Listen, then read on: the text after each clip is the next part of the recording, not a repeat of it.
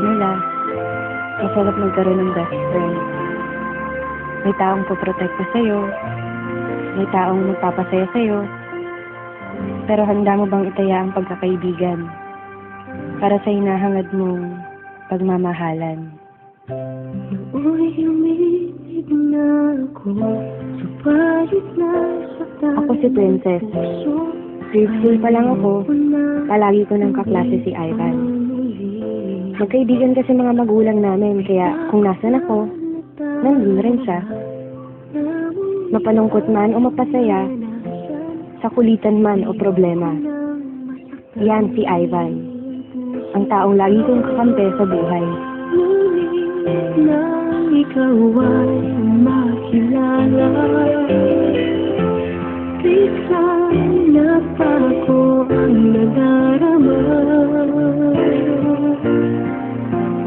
Para sa'yo, ako'y ibig pang muli.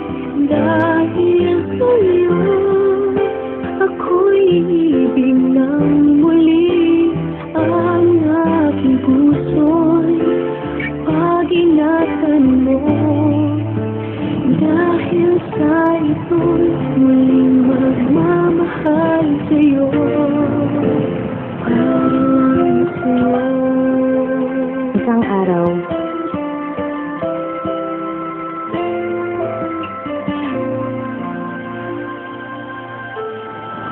bakit ka naman lumalit ka pa? Wala lang, wala. Ito wala. Alam mo bang delikado yun? Alam mo naman sila pa. Marami-dami naman sa atin. Matapos ang araw na yun, At sa'yo lamang nakita ang tunay na pag-ibig laging hinahanap. Buti na lang ika'y nakilala. Binago mo ang nadarama. di na siya nagpaparamdam. Di na siya nagte-text. Di ko na rin siya nakikita sa school.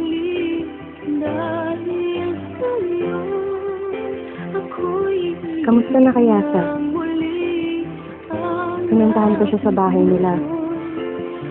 Pero hindi ko siya naaabitan. Namimiss ko na yung best friend ko. Namimiss ko na si Ivan. Ang lalaking lihim kong minamahal. Hanggang isang araw, Ano talaga nangyayari sa'yo, Ivan? Bakit? Wala. May hindi ka sinasabi sa akin eh. Ano ka na ako sabihin sa'yo? Ba't di ka na pumapasok? Ba't di ka na nagpaparamdam sa akin?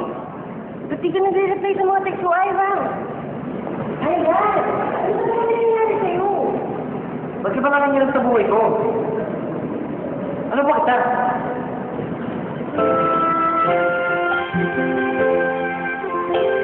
natahimik ako sa sinabi niya. Ano ba niya ako? Isa lang akong hamak na best friend. Hanggang doon na lang yun. Umalis siya at di na nagpakita. Di na rin ako nagte-text. Di na rin ako pumupunta sa kanila. Makalipas ang 2 linggo, may natanggap akong balita. Nasa ospital daw si Ivan. Malubha ang lagay. Ako'y di na muling mag-iisa. Ikaw na nga ang hinihintay ng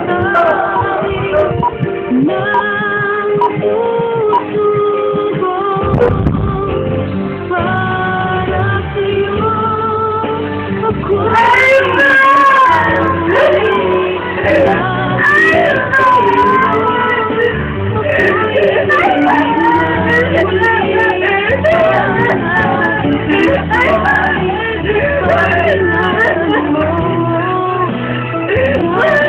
Ako'y muling magmamahal sa'yo. Para sa'yo ako'y ibig pang muli.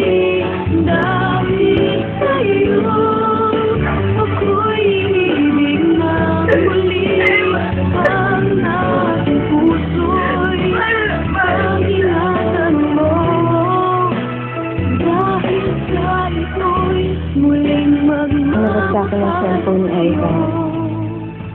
Pare, huwag niyong papakiraman ng best friend ko. Ginawa ko naman ang sinabi niyo, di ba? Naliyawan ko na siya.